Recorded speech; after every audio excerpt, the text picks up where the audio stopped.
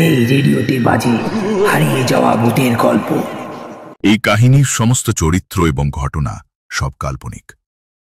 বাস্তবের জীবিত বা মৃত কোনো ব্যক্তি অথবা কোনো ঘটনার সাথে এর মিল থাকলে তা সম্পূর্ণ অনিচ্ছাকৃত এবং কাকতালীয়। ব্যবহৃত অপ্রকৃত এবং অলৌকিক ঘটনাক্রম পরিবেশনার উপক্রম মাত্র। কুসংস্কার বিশ্বাস করবেন না, কুসংস্কার ছড়াবেন না। বাংলার এক প্রত্যন্ত গ্রাম, নাম তার কুলডিহি। চারিদিক জুড়ে ধানক্ষেত, পুকুর, বাঁশঝাড় আর কাঁচা রাস্তা। এই গ্রামটি সাধারণ হলেও এখানে একটি জায়গা নিয়ে ভয়ের কাহিনী ছড়িয়েছিল বহুদিন ধরে। সেটা হলো গ্রামের দক্ষিণ প্রান্তে দাঁড়িয়ে থাকা বিশাল অশ্বত্থ গাছ। গাছটি এতটাই বড় ছিল যে দূর থেকে তাকালে মনে হতো কালো মেঘ জমে আছে। দিনে ওখানকার ডালপালায় অসংখ্য শালিক, কাক, পেঁচা বসে থাকতো। কিন্তু আশ্চর্য ব্যাপার হলো গ্রামের মানুষজন দিনের আলো ফুরাতেই ও গাছের দিক ঘেঁষতে সাহস করতো না। ওই গাছটা শ্রাপগ্রস্ত। বহু বছর আগে ওখানে এক ভয়াবহ ঘটনা ঘটেছিল। তারপর থেকেই গাছটার কাছে মৃত আত্মারা ঘুরে বেড়ায়। প্রায় 100 বছর আগে ব্রিটিশ আমলে ওই গাছের নিচে এক গর্ভবতী মহিলার মৃত্যু হয়েছিল। গ্রামের লোকজন বলতো স্বামী শ্বশুর বাড়ির অত্যাচারে সে অভিশাপ দিয়ে ওই গাছের তলায় পান দিয়েছিল। মৃত্যুর আগে তার মুখ থেকে নাকি বেরিয়েছিল শেষ বাক্য, আমার সন্তানকে কেউ বাঁচাতে পারলো না, আমি শান্তি নিয়ে মরব না, যে এই গাছের কাছে আসবে তার কাছ থেকেও সন্তান কেড়ে নেব। তারপর থেকেই গাছটি ঘিরে ভয়াল কাহিনী ছড়িয়ে পড়ে। বলা হয় গভীর রাতে গাছের চারপাশে শিশুর কান্নার শব্দ শোনা যায়, আর সাদা শাড়ি পরা এক অচেনা মহিলা হাতে রক্তমাখা পুতুল নিয়ে ঘুরে বেড়ায়। সময়ের সাথে সাথে গল্পটাও কিংবদন্তি হয়ে যায়, কিন্তু গ্রামের তরুণরা মাঝে মাঝে এসব কাহিনী উড়িয়ে দিয়ে হাসাহাসি করত। তেমনই দুই বন্ধু ছিল, রতন আর সমীর। দুজনেই পড়াশোনায় ভালো, তবে দুষ্টুমিতে জুড়ি মেলা ভার। তারা প্রায়ই বলতো ভূত বলে কিছু হয় না, সবই গায়ে বয়স্কদের বানানো গল্প। একদিন সন্ধ্যায় আড্ডা দিতে দিতে রতন বলল, চল না আজ রাতে ওই অশ্বত্থ গাছের নিচে যাই, দেখি তো ভূত আদেও আছে কিনা। সমীর একটু ইতস্তত করলেও সাহস দেখানোর জন্য রাজি হয়ে গেল।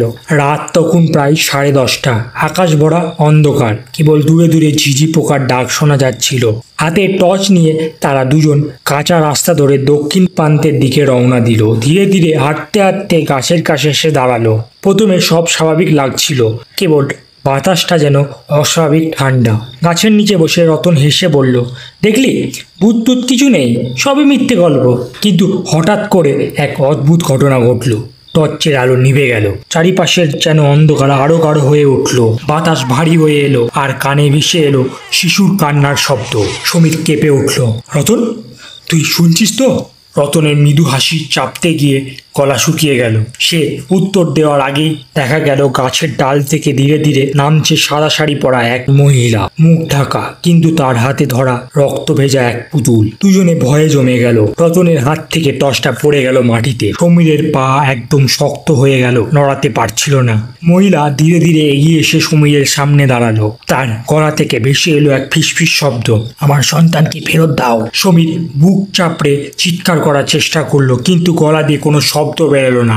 তখন মহিলা তার দিকে রক্তমাখা পুতুল বাড়িয়ে দিল। রতন ভয়ে পাগলের মতো দৌড় দিল, কিন্তু সমীর দাঁড়িয়ে রইল নিথর হয়ে। অল্পক্ষণ পরেই সে জ্ঞান হারিয়ে অশ্বত্থ গাছের নিচে লুটিয়ে পড়ল। ভোরে কিছু গ্রামবাসী মাঠের দিকে যাচ্ছিল। তারা দেখতে পেল সমীর গাছের নিচে পড়ে আছে, মুখে তীব্র আতঙ্কের ছাপ। হাতে শক্ত করে চেপে রেখেছে পুরনো এক কাপড়ের পুতুল, যা আগে কেউ কখনো দেখেনি। তাকে যখন জাগানো হলো, সে প্রচণ্ড জ্বরে কাঁপছিল। হোশ আসার পর কাঁপা কাঁপা গলায় বলল, সে এসেছিল, সন্তানের কান্না শুনেছি, আমি ও আমাকে পুতুলটা দিয়েছে। এই কথা শোনার পর গ্রামের সবাই আবার আতঙ্কে ভরে গেল। সমীর সেই ঘটনার পর থেকে আর আগের মতো থাকতে পারল না। মাঝে মাঝেই প্রায় ঘুম থেকে উঠে চিৎকার করত, কান্না শুনতে পাচ্ছি আমি, ও আমাকে ডাকছে। আর পরিবার তাকে গ্রামের কবিরাজের কাছে নিয়ে গেলেও কিন্তু কোনো ফল হলো না। গ্রামবাসীরা আবার সে পুরনো কাহিনী মনে করতে শুরু করলো। অনেকে বলল সমীর এখন ওই আত্মার কবজায় চলে গেছে। কেউ কেউ আবার দাবি করলো রাত গভীর হলে তারা এখনো গাছের কাছে আলো জ্বলে উঠতে দেখে। রতন মানসিকভাবে ভেঙে পড়ল। বন্ধু সেই অবস্থায় ফেলে পালিয়ে আসার অপরাধ তাকে কুড়ে কুড়ে খাচ্ছিল। শেষমেশ সে গ্রাম ছেড়ে শহরে চলে গেল। আজও কুলডিহি গ্রামের দক্ষিণ প্রান্তে সেই অসত্য গাছ দাঁড়িয়ে আছে। দিনের বেলায় পাখির কলকালনে শোনা গেলেও সূর্য ডোবার পর কেউ কাছে যায় না।